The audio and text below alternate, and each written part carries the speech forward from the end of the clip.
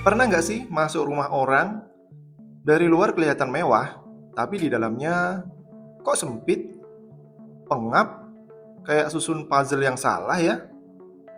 Semua ruangan ada, tapi nggak bisa dipakai enak. Ini bukan soal selera desain ya, ini soal fungsi yang gagal.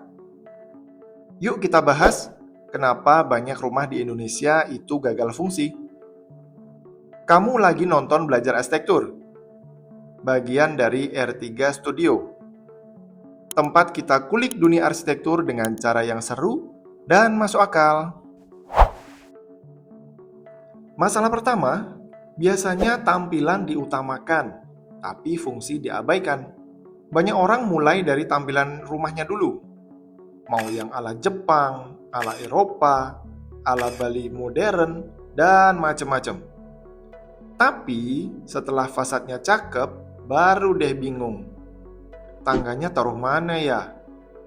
Kamar kok nggak dapet cahaya ya? Wastafel kenapa di belakang dapur ya? Desain rumah itu kayak nyusun hidup. Harusnya dimulai dari kebutuhan dulu, bukan dari gaya. Yang kedua, ini yang paling banyak nih. Desainnya itu hasil copy paste dari internet. Klien ambil gambar dari Pinterest. Tukang bilang, "Siap, saya bikin sama persis ya, Bu." Tapi ternyata ukuran tanahnya beda. Arah sinar matahari beda.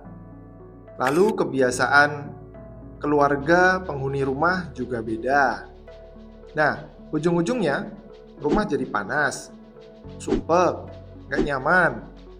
Desain yang gak disesuaikan itu sama juga dengan boros biaya, boros energi, dan juga boros sabar ya Bapak Ibu. Nah yang ketiga, semuanya pengen dimasukin. Misalnya nih, rumah 6 kali 10 meter persegi. Tapi mintanya ada 4 kamar tidur, dapurnya 2, ruang keluarga yang luas, ada musola, balkon, bahkan ada yang minta ada warung kecil di depan. Nah, hasilnya ruangan itu bisa ada semua, tapi ya sempit semua. Rumah itu bukan gudang wishlist ya, tapi ruang hidup, harus ada prioritas. Dan yang paling sering dilewatkan adalah arsitek. Banyak orang takut pakai jasa arsitek. Katanya sih mahal, ribet. Padahal, arsitek itu seperti ahli kehidupan ruang loh. Mereka akan memikirkan cara kita bergerak sehari-hari. Mereka akan memikirkan cahaya, ventilasi udara, kelembapan, kenyamanan jangka panjang, dan lain-lainnya. Yang bisa jadi Bapak Ibu semua tidak menyadarinya. Bukan hanya saat ini, tetapi untuk masa depan. Dan desain dari arsitek biasanya justru lebih efisien secara biaya. Meskipun tidak serta-merta menjadi lebih murah ya, mohon dibedakan. Coba lihat, ini ada beberapa kesalahan yang sering banget terjadi. Tangga yang terlalu curam, itu sangat berbahaya ya buat anak dan orang tua, utamanya lansia. Lalu ada jemuran yang basah terus karena nggak kena matahari.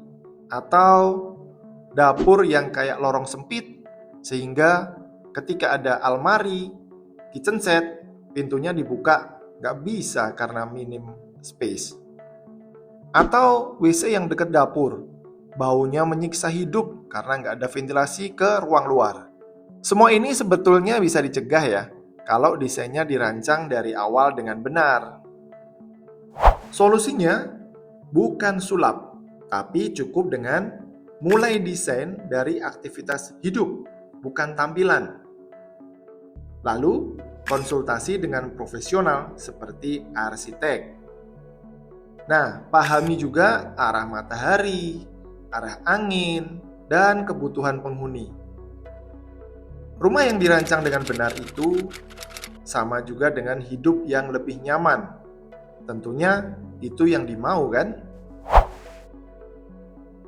Jangan sampai rumah bikin stres ya. Rumah itu tempat untuk pulang, bukan tempat nahan nafas. Oke teman-teman, kalau kamu suka konten seperti ini, klik like dan subscribe ya. Tulis juga di komentar, kesalahan desain rumah apa yang paling kamu benci? Atau barangkali ada kesalahan itu di rumah kalian. Oke, sampai jumpa di video selanjutnya dari Belajar Arsitektur. Kami adalah bagian dari Rancang Reka Ruang Studio. Sampai jumpa di video-video berikutnya. Salam arsitektur.